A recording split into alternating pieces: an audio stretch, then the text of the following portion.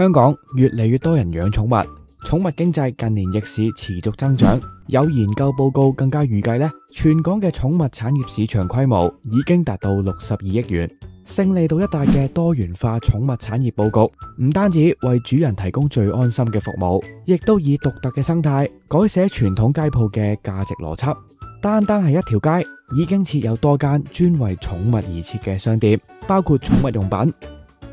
美容、24小時動物醫院，集中追求高品質寵物生活嘅消費群。主人帶寵物做完 facial、剪完毛之後呢，可以順路採購埋寵物用品，亦都可以去旁邊唔同種類嘅餐廳消費。物業嘅價值唔再僅僅取決於地段同埋面積，更加係取決於佢所處商業網絡嘅互動同埋流量。